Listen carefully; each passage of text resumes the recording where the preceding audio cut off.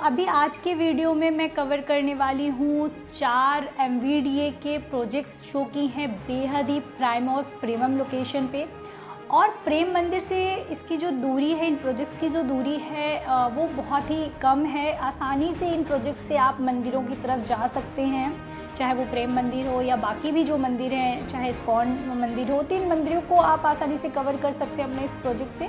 तो इन प्रोजेक्ट्स का डिटेल मैं आपको देने वाली हूँ। और ये इतने प्राइम लोकेशन और प्रीमियम लोकेशन पे क्यों है, क्योंकि ये चारों प्रोजेक्ट्स जो आज मैं डिस्कस करने वाली इस वीडियो के अंदर, ये चारों प्रोजेक्ट्स हैं जैज सुनरख रोड, या फिर बहुत लोग उसको VIP रोड भी बोलते हैं। अब VIP रोड या जैज सुनरख रोड जो है वो इतनी प्राइम लोकेशन क्यों है, क्योंकि अभी क्या होता है, मोस्टली जो लोग आते हैं वो आते हैं छठीकरा से। तो छठीकरा अभी लोगों को कई बार, हमारे जो इन्वेस्टर हैं या फिर ब्रिज में वास करने वाले लोग हैं, उनको इस बात का भी अंदाज़ा नहीं है कि और भी कोई रोड है जो कनेक्ट करता है मंदिरों को, या फिर फॉर फ्यूचर उस रोड पे और क्या होने वाला है। तो अभी मैं आपको ये बताने वाली हूँ। अभी जो लोग यमुना एक्सप्रेसवे से आते हैं वो, उनको अगर इस प्रोजेक्ट्स की तरफ आना होता है या वृंदावन के बाहर की तरफ आना होता है, तो उनको पूरा वृंदावन घूम करके, यानी वृंदावन के अंदर से आना होता है और ट्रैफिक का बहुत ज़्यादा सामना करना पड़ता है। तो गवर्नमेंट ने अभी क्या किया है कि इस जैज सुनरख रोड को 6 लेन पास कर दिया है। आपका यमुना एक्सप्रेसवे से NH-19 की जो कनेक्टिविटी है वो बाहर के बाहर ही हो जाएगी, तो आप ट्रैफिक से भी बच जाएंगे। और इसके साथ ही साथ ये जो प्रोजेक्ट्स मैं डिस्कस कर रही हूँ, इन प्रोजेक्ट के बिल्कुल सामने से ये 6 लेन जो है वो जाने वाला है। तो ये इस वजह से बेहद ही प्राइम लोकेशन पर है। साथ ही साथ आप चर्चा में सुन रहे होंगे या न्यूज़ भी देख रहे होंगे, तो आप लोगों को पता होगा कि कॉरिडोर का बजट भी पास हो चुका है। तो कॉरिडोर का भी जो एक गेट है वो इसी रोड पर एक एंट्री बनने वाली है, इसलिए ये वाला रोड बेहद प्राइम लोकेशन पर है। तो अब मैं सबसे पहले स्टार्ट करूंगी, प्रोजेक्ट के नाम बताऊंगी और आपको फिर ये बताऊंगी कि कितने गुना इनके रेट जो हैं वो बढ़ गए हैं। तो सबसे पहले अगर मैं बात करूं MVDA की सोसाइटी से, तो मैं मंदिर के नज़दीक वाले प्रोजेक्ट से स्टार्ट करती हूँ। सबसे जो नज़दीक प्रोजेक्ट है वो है आपका गणेश सिटी 1। गणेश सिटी 1 काफ़ी लोगों ने आते जाते देखा होगा।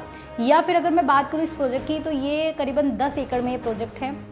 और अगर इसकी लॉन्चिंग की मैं बात करूँ तो करीबन ये 2015 के आसपास लॉन्च किया गया था। आज गणेश सिटी 1 के अगर मैं रेट की बात करूँ तो आज उसके रेट है 80,000 रुपये गज। लेकिन अगर मैं इसके पीछे 2015 की तरफ जाऊँ, जब इसको लॉन्च किया गया था, तो यहाँ पे सिर्फ और सिर्फ जो रेट था वो 10,000 रुपये गज का रेट था।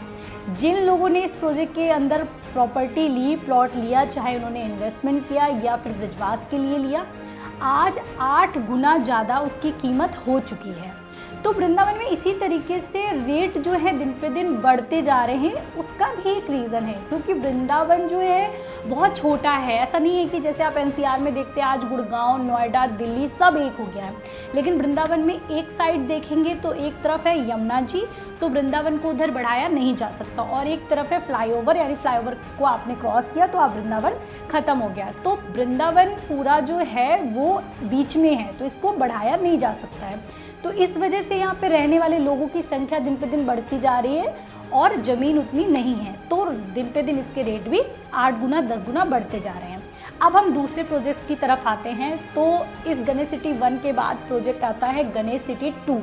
बेहद अपनी सफलता के बाद गणेश सिटी 1 में अच्छा सफलता पाने के बाद इन्होंने अपने और भी प्रोजेक्ट्स लॉन्च किए। तो सेम नाम से एक दूसरा प्रोजेक्ट लॉन्च किया, गणेश सिटी 2। उसकी अगर मैं बात करूं तो अभी चल रहा है 2025 और 2024 में, मतलब अभी मुश्किल से 6 महीने का डिफरेंस आया होगा। इन्होंने इस प्रोजेक्ट को जब लॉन्च किया, इसका रेट था 55,000 रुपये गज, और आज जो रेट चल रहा है 6 महीने के डिफरेंस में, तो आज रेट है इसका 70,000 रुपये गज। गणेश सिटी 2 के बाद अगर हम आगे बढ़ते हैं तो आपका आ जाता है वृंदा ऑर्चिड। वृंदा ऑर्चिड की अगर मैं बात करूं तो करीबन ये आपका 40 एकड़ में है, और इसको लॉन्च किया गया था 2023 के आसपास। और इस प्रोजेक्ट की अगर मैं रेट की बात करूं तो करीबन 27,000 रुपये के आसपास या 28,000 रुपये के आसपास इसको लॉन्च किया गया था, और आज उसका जो रेट हो गया है वो हो गया है 60,000 रुपये गज।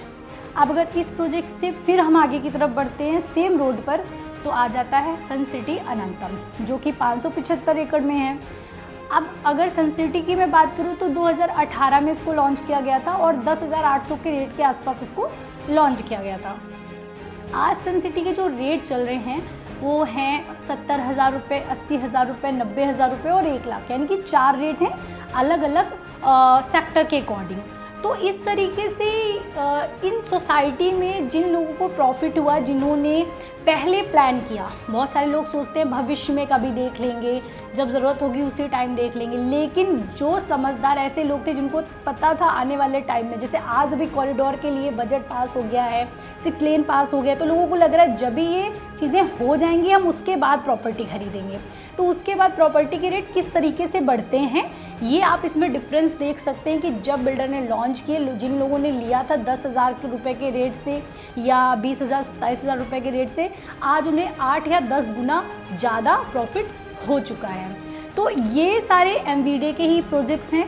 एमवीडीए में आपको बैंक लोन की भी सुविधा मिलती है, आपको पेमेंट प्लान भी मिलता है, तो आसान होता है आपको यहाँ पे प्लॉट परचेज़ करना।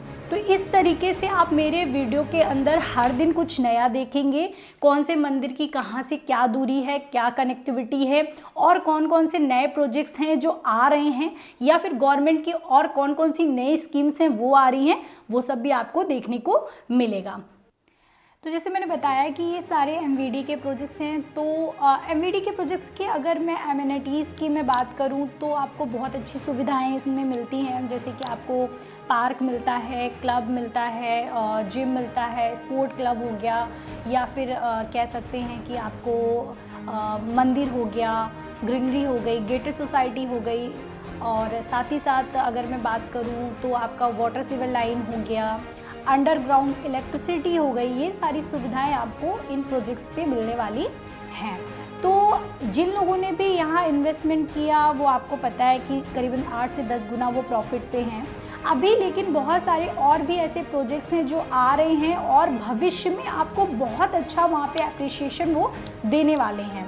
तो अगर इस तरीके से आपको एप्रिसिएशन लेना है, अच्छे प्रोजेक्ट्स पे इन्वेस्टमेंट करना है, मेरे वीडियो बनाने का एकमात्र ये मकसद है। अगर आप यूट्यूब पे जाएंगे तो बहुत सारे आपको यूट्यूबर्स हैं जो वृंदावन की प्रॉपर्टी दिखा रहे हैं, प्रोजेक्ट्स में दिखाते हुए मिल जाएंगे, लेकिन मेरा मकसद वीडियो बनाने का, इस तरीके से ब्लॉगिंग करने का एक ये रीज़न है कि आप सिर्फ और सिर्फ वो प्रोजेक्ट ना देखें, आप सिर्फ और सिर्फ उस प्रोजेक्ट के बारे में ना जानें, आपको पता होना चाहिए कौन सा एरिया कहाँ से कनेक्ट होता है, कौन से डेवलपमेंट पहले नहीं था अब हो गया है, पहले क्या रेट थे अब क्या रेट है। इससे आपका माइंडसेट हो पाएगा प्रॉपर तरीके से कि ब्रज में अगर आज भी हम इन्वेस्टमेंट कर रहे हैं तो भविष्य में हमें वहाँ पे क्या अप्रिशिएशन देखने को मिलने वाला है, या फिर भविष्य में हमें ब्रज के अंदर, वृंदावन के अंदर और क्या क्या डेवलपमेंट देखने को मिलने वाले हैं। जो लोग बहुत पहले से वृंदावन आ रहे हैं उन्होंने वृंदावन की जो छवि है जो पहले देखी, आज वो देख रहे हैं तो उनको बहुत अच्छे से समझ आ रहा है कि वृंदावन किस तरीके से एक डेवलपमेंट की तरफ जा रहा है, ग्रो अप की तरफ जा रहा है। तो ये सारी चीज़ें मेरा मकसद है कि मैं आपको वीडियो के अंदर कवर अप करूँ, आपको बताऊँ। बस आपको सपोर्ट करना है, आपको रेगुलर ब्लॉगिंग देखनी है ताकि मेरे अपडेट आपको पता चलते रहें। तो इसी के साथ राधे राधे, जय श्री कृष्णा।